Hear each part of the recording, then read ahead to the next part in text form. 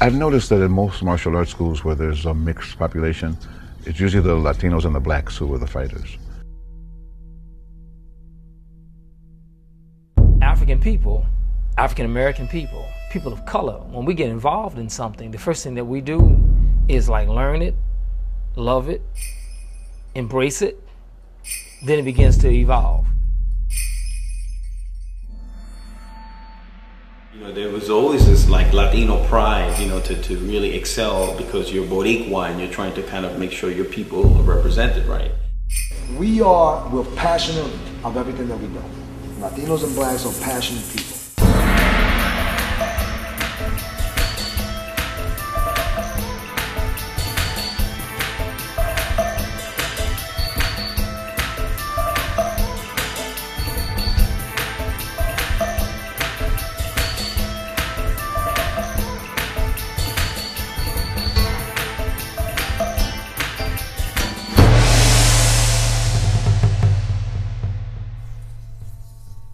Anytime you take African Americans and they teach martial arts, no matter what system they teach, it becomes African martial arts.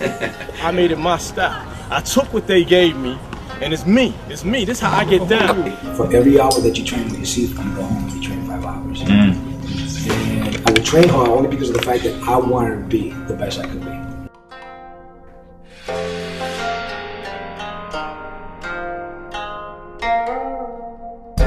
When I was fighting a lot, I was disqualified from every tournament that I walked into. You know, Kung Fu has a reputation for not being good in fighting, so I wanted to show that we could fight. Tary was one of our role models. Ralph Mitchell. Those guys would fight against the karateka and they would win.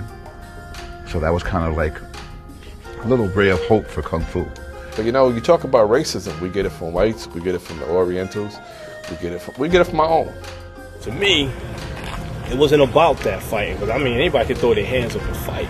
I just really wanted to understand the science of what's behind the movements, basically, and whatnot. We have always taught that you had to be about 360 degrees of martial arts. You had to be able to fight standing up, you had to be able to wrestle, grapple, you had to understand china, you had to understand pressure points, tensure, you had to understand all of those things. You had to be able to do long weapons and short weapons and sectional weapons.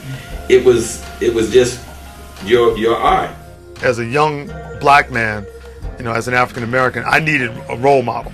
And it's not to say that I wasn't influenced by many Chinese, because I have been, but to see someone of your own culture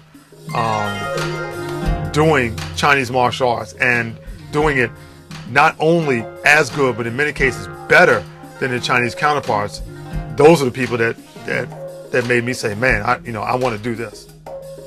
Now, you have to grow old with this stuff. You have to find strength in this stuff throughout the rest of your life, and not just for a short time when you're out there, you know, proving yourself as a fighter. That underlying spiritual connection is creating, I believe, one of the fastest growing movements in the traditional Chinese martial arts world of people of color actually upholding this stuff. There's something more here. There's something more here.